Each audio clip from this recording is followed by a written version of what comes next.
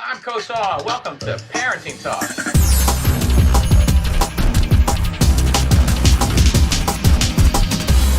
Today on Parenting Talk, we're going to talk about things that we covered in our meeting on Tuesday, February 19th.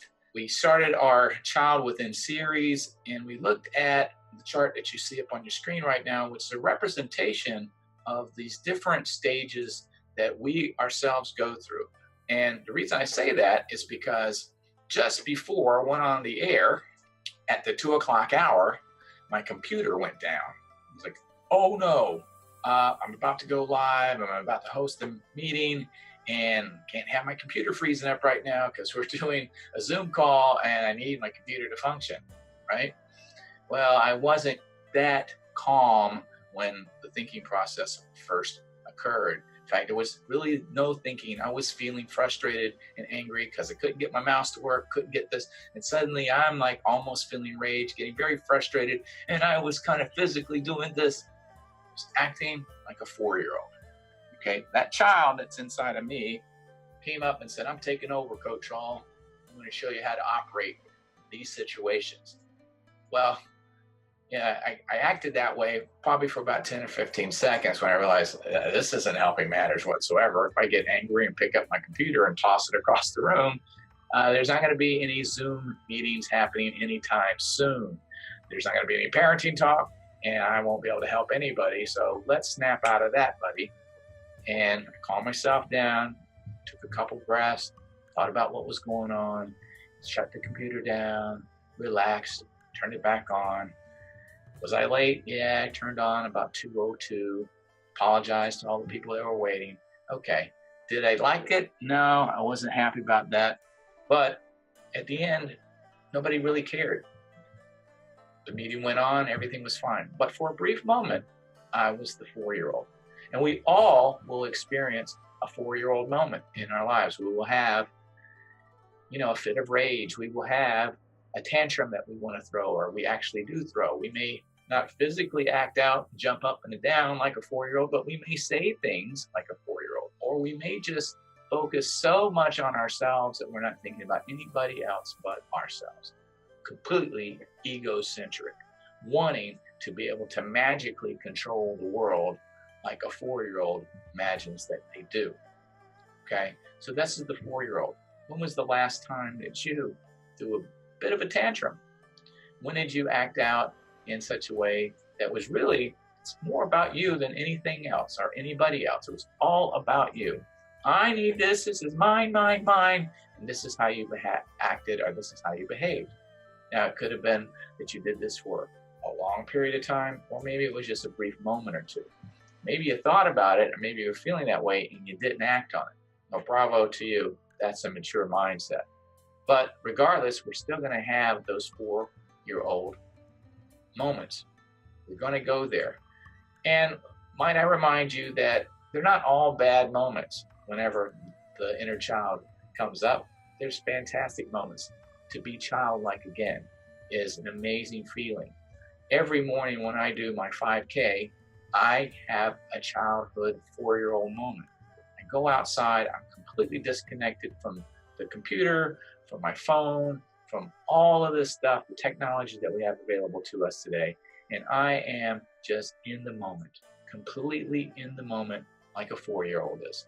4-year-old's not thinking about 10 minutes ahead or 10 minutes past. 4-year-old is concerned about what it is that they're doing right now and how they feel in that moment.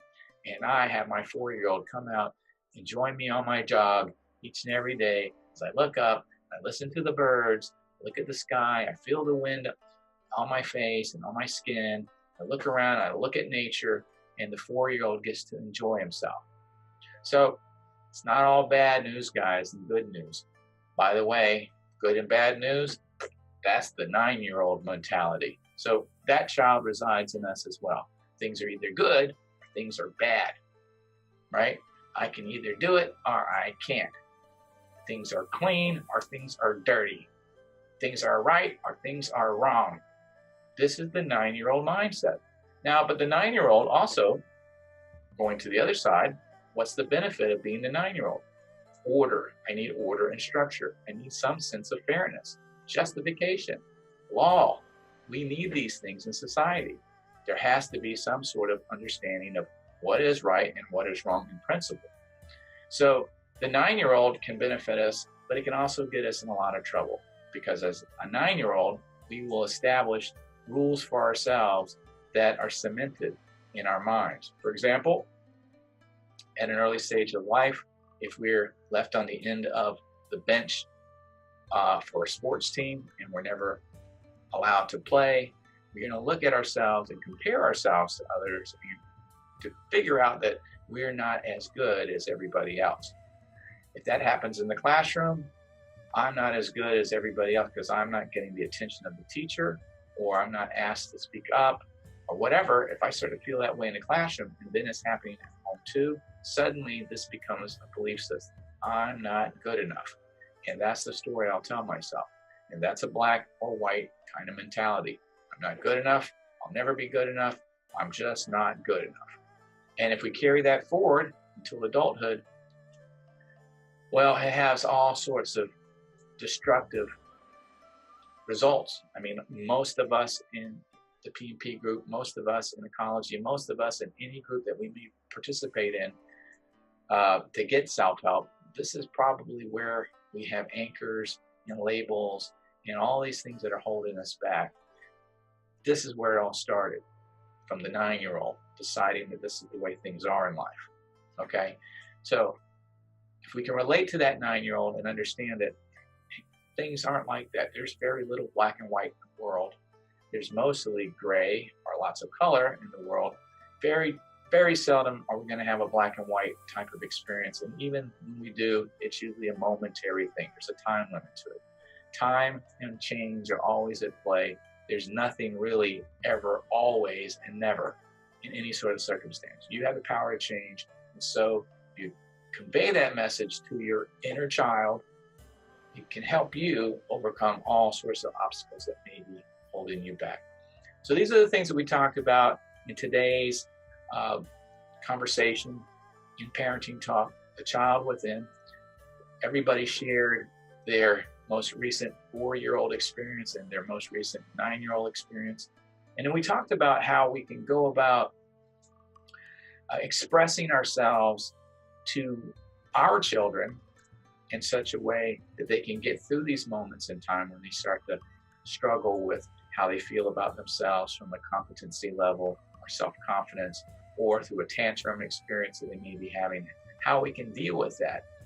And we talked about that, and we've learned a number of those things in the parenting courses that I've offered, and we've practiced that. But now I asked those that attended to flip it around. If you can use those skills on your child, why can't you use those same skills on yourself? Apply it to yourself.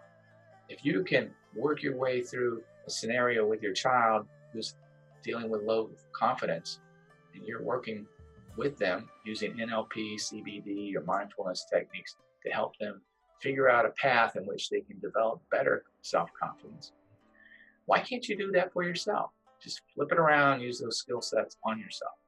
And at the same time, while you're relating to your child, you might be able to relate to yourself better, and vice versa. If you can relate to yourself better, you may be able to relate to your child better.